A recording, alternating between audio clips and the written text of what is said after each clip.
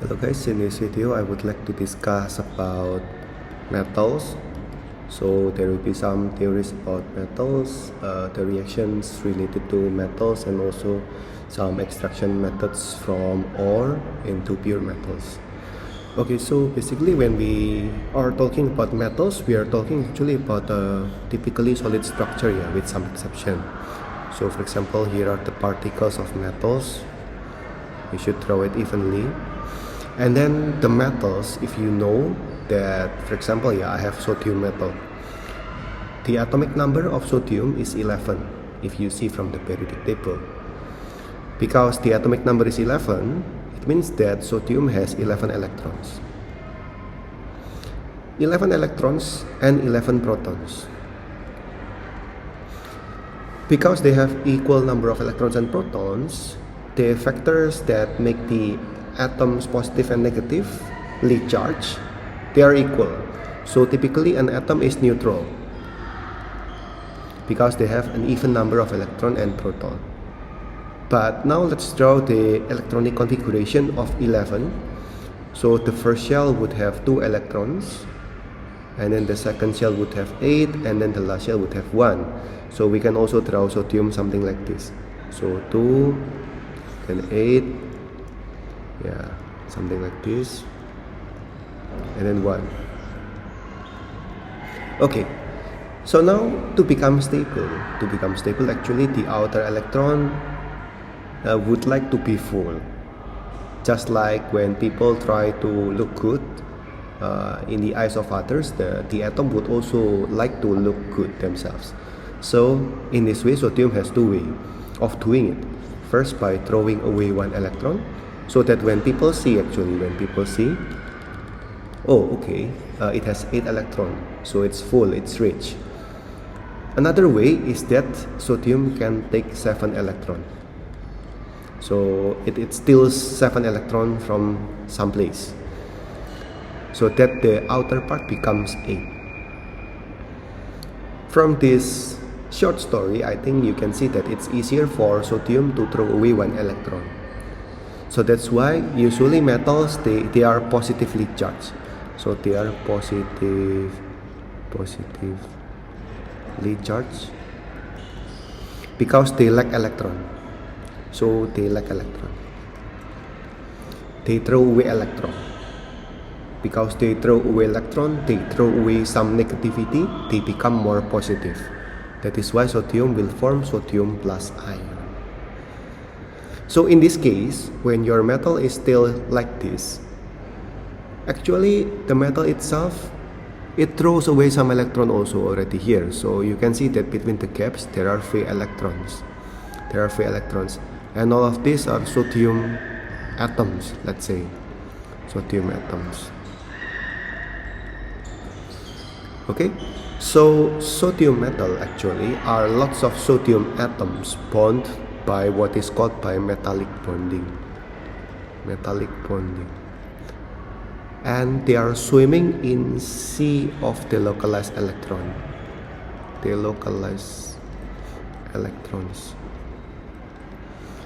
So here they are swimming, and these free electrons are actually what makes it possible for them to conduct electricity. Because if you know that electricity, electrical current is charge that moves. So this is physics. But current is technically electron that moves. Electron that carries charge, energy, and they move. Because metallic bonds, metals, they have free electrons, they are able to conduct electricity. And since you know that the structure of the atoms are quite tight, so that's why they have also high boiling point and high melting point. It's quite difficult for us to break these bonds. Okay, so now metals can react in many ways. So the reactions of metal. So the first reaction is actually between metals and acid. So they would create salt and hydrogen gas. So let's say that you have sodium and nitric acid. then you would actually make sodium nitrate and hydrogen. So don't forget that the type of salt depends on the type of acid, and the metal itself would be carried out. So there are some important acids that you must memorize. Usually nitric acid would make nitrate salt, then hydrochloric acid would make chloride salt, and then sulfuric acid would make sulfate salt, and there is hydrogen. So not all metals can react with acid. In this case, you have to remember the reactivity series. So there are lots of versions of reactivity series, but I would like to just write the complete full reactivity series. So it's this thing, like this.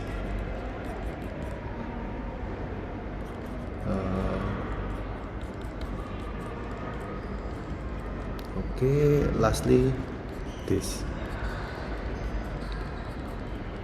Okay, so this might be longer than your typical reactivity series, but it's one of the more complete ones.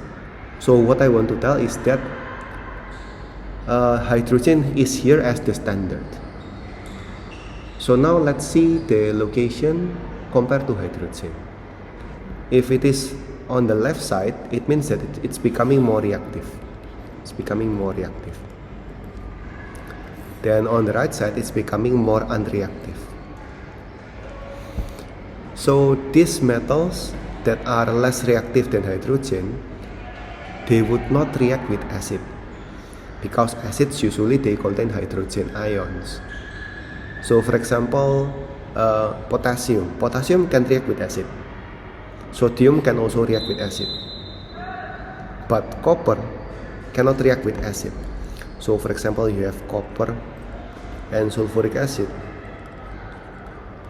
Well, yeah, they cannot be reacted.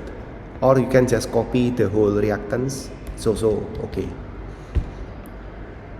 So this is between metals and acids. Usually they create hydrogen gas. For the second reaction, it's metals and water. It will create metal hydroxide and hydrogen gas.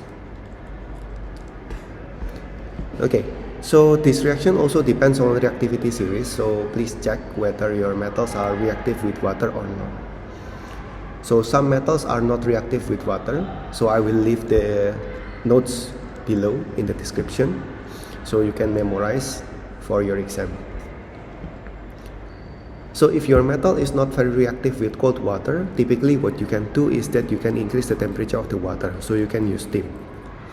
Just like for example magnesium, because magnesium usually you need to put steam. So magnesium, you add water, you will create magnesium hydroxide and hydrogen gas.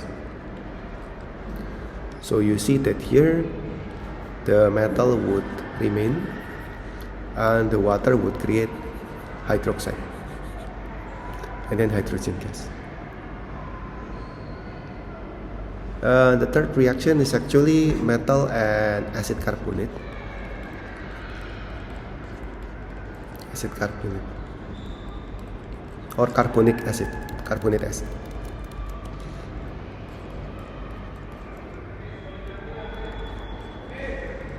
Carbonate. Okay, so it's H2CO3. So for example, like sodium plus acid carbonate, it will create carbonate salt, water and carbon dioxide. So for example here, sodium plus acid carbonate, it will form sodium carbonate, water and carbon dioxide. So typically these are some of the more important reactions for metals. There are three. So the carbonic acid actually follows the same rule as this reactivity series with hydrogen.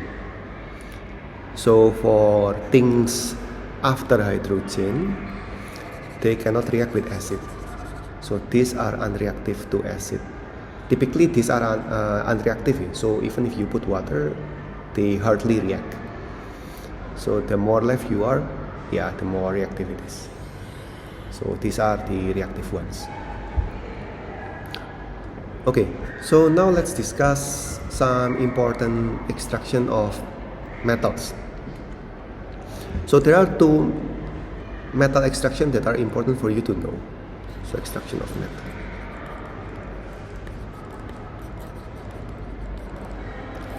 So the first thing is extraction of iron ore. Iron ore. So they are usually done in what is called by iron blast furnace. Iron blast furnace. So imagine that in the world, usually like you mine some things, right? The iron ore is called hematite. Hematite contains a lot of things. So for one, they contain iron oxide, which is Fe2O3, and they also contains other impurities. For example, like SiO2, silicon dioxide. It's like sand, guys, sand, and other things. So this hematite you get from the mines, from the iron mines. So some people actually use their shovel and pickaxe to gather this iron ore and then bring it to the refinery. So then you would bring it to a very large instrument like this. There are some pipes, some more pipes, expel pipes, something like this. So there are some logic to this. So we don't expect that you actually memorize it like literally step by step, but I hope that you can get the logic for the iron blast furnace to answer the questions that are related to iron blast furnace. So you know that we need, of course, high temperature. Because we need high temperature, we need to burn something as the energy source. So what do we use as the energy source? Actually, we use what is called by coke. So this is called coke. Coke is another name for coal. So technically they can be burned, something like this. So just like coal. So you burn it. From that reaction we get this. So carbon plus oxygen will produce carbon dioxide. So the carbon dioxide will try to go up. But you know that there are a lot of cokes. So the carbon dioxide that wants to go up, this wants to go up. It's actually blocked by another coke. So in this case, another coke is blocking the carbon dioxide, forming carbon monoxide. So around here, there will be carbon monoxide. Now, your hematite, especially the iron oxide part, will actually react with carbon monoxide. So if you have iron oxide, Fe2O3, they can react with carbon monoxide. It will form the pure iron and releasing carbon dioxide. So if you see here, what's the logic behind it? You see that here we have the raw material, the iron oxide. And then here we have carbon monoxide.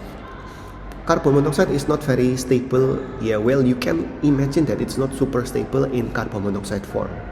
Usually it is so used in carbon dioxide form.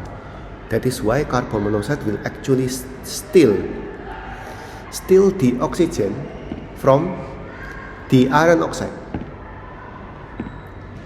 so that the iron will become pure iron, and then the carbon monoxide will be transformed into carbon dioxide. and then later the pure iron will flow down because it's very dense and heavy, and you can collect the molten iron. So the iron very dense. Okay, so this is the part where you can actually get the pure iron. So the action of carbon monoxide taking oxygen from the iron ore is what we call by reduction. Reduction reaction. That the oxygen is taken away by something. It's taken away by something. So this is reduction. In this case, carbon monoxide is the more important reagents to produce the pure iron. The thing is that now that hematite not only contains iron oxide but also impurities. So impurities like silicon dioxide. So what do we need to do to remove impurities? So what we do is that we try to react silicon dioxide with something else. So the silicon dioxide, it can be removed by adding actually calcium oxide. So by adding calcium oxide, the impurities will change into calcium silicate. So this is called calcium silicate, which is like a slurry, slimy, like, you know, like a sludge, slurry, slag. What we call this slag. It's a very thick, usually like tartar maybe. Tartar would be a good example. Anyway, because it's slurry now, so it can flow, so now it can be removed. But the question is, where do we get calcium oxide? Where do we get calcium oxide? Well, we get calcium oxide from the adding of limestone. Limestone to remove impurities. Read this. So limestone is actually calcium carbonate, CaCO3. But because of the high heat and temperature, calcium carbonate will decompose into calcium oxide and carbon dioxide. And then later the calcium oxide will react with silicon dioxide to form calcium silicate, which will be removed as slag, therefore removing the impurities. While the carbon dioxide will actually combines with another coal, with another coke to form carbon monoxide, or actually some carbon dioxide will just vanish and exit the iron blast system. Oh yeah, by the way, this system also relies on hot air intake to burn the coke, and then the slag will be removed. So this is how you extract pure iron from hematite ore.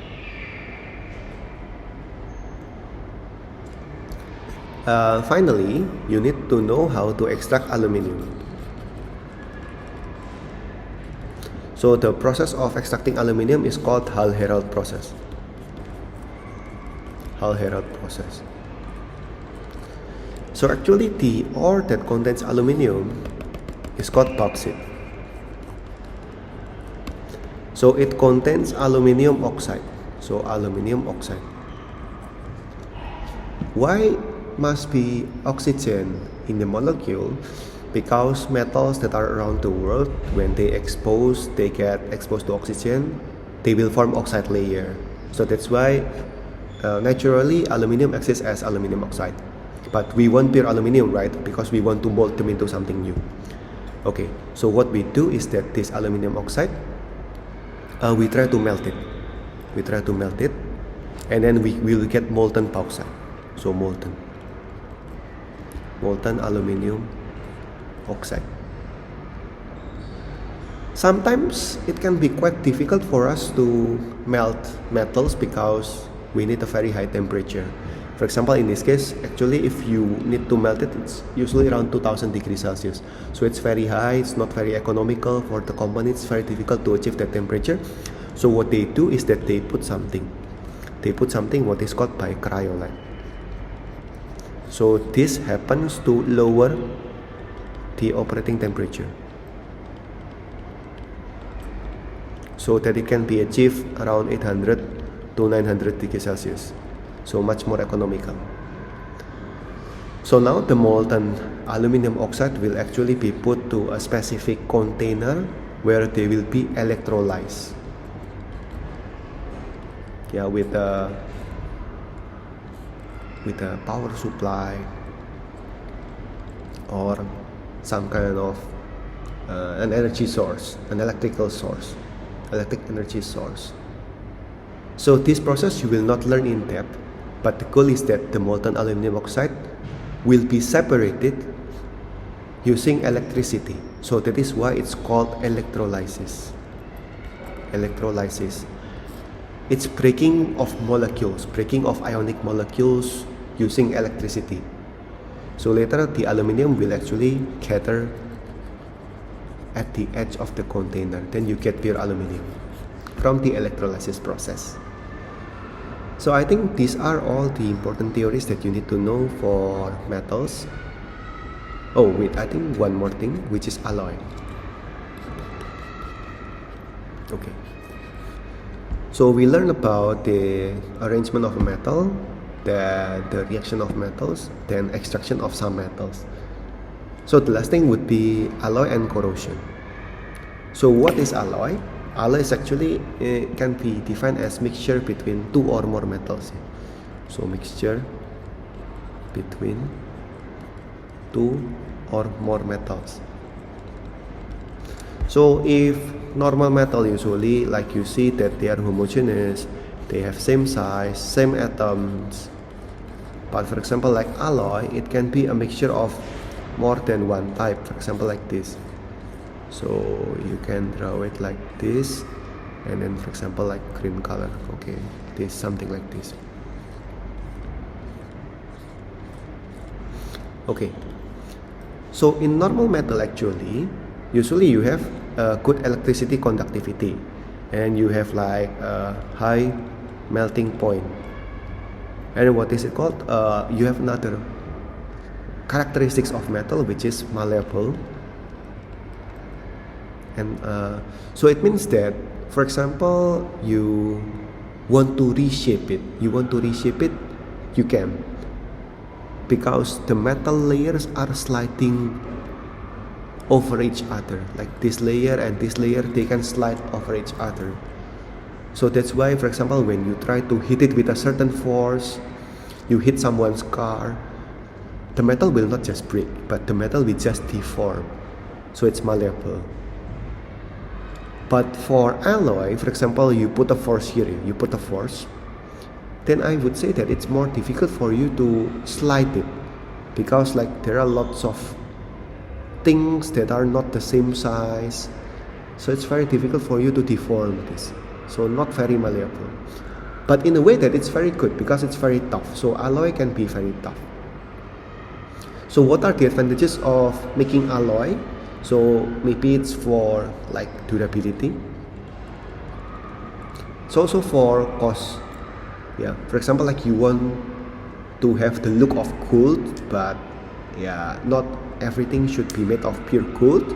Then you can just coat it with gold and then mix it with some other more economically beneficial metal.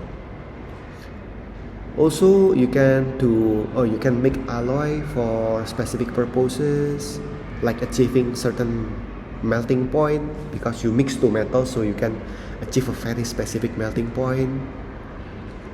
So durability, cost, and appearance.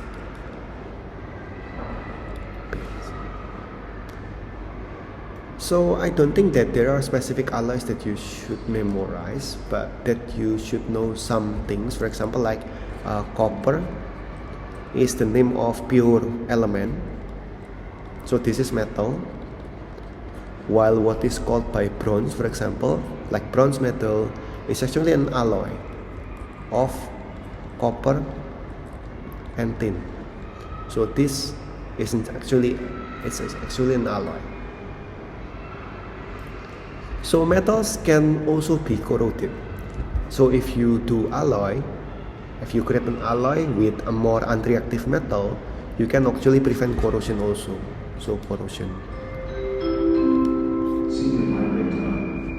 So what is corrosion? Actually, corrosion is the process of forming iron oxide in metals. Forming oxide in metals. So for example, here you have like nails, and then you put some water here. Later, because of the water, so it needs to be exposed with water and oxygen. Needs put the outer part of the nail would actually form what is called by iron oxide. The iron nail will form iron oxide, which is rust. So it needs to be exposed to oxygen and water. So if you want to prevent corrosion, then there are some ways for us to minimize this exposure. For example, then we can remove it or make it impenetrable to water by coating it with oil, for example. So coating with oil, or maybe like prevent oxygen to get in contact to this part. Also maybe to coat it with a more unreactive metal, for example like copper, silver, or even gold, because if you coat it with this, then you can actually prevent your nail to be corroded. You can also do barrier protection, so coat with paint, because paint would actually prevent oxygen and water to get in contact with your material. And finally, you can do what is called by sacrificial protection. Sacrificial protection. So for example, like a ship, then ship is actually constantly exposed to seawater, and seawater is highly corrosive. And I don't think that it would be good if your ship is corroded and then it will create some holes on the ship, right? So the ship that is actually made of iron, for example, it will be coated with zinc. Why? So that when it's time to get corroded, zinc, because zinc is more reactive than iron, the zinc will actually sacrifice itself to be corroded. It will react with water and oxygen before you get to the iron part. So then you renew the zinc every time your ship travels, so that the iron, the structure of the ship, would remain intact. So I guess this is the materials for metals. I hope that it's useful and give you some enlightenment about metals and its usages, corrosion and reactions. So thank you and good luck, guys.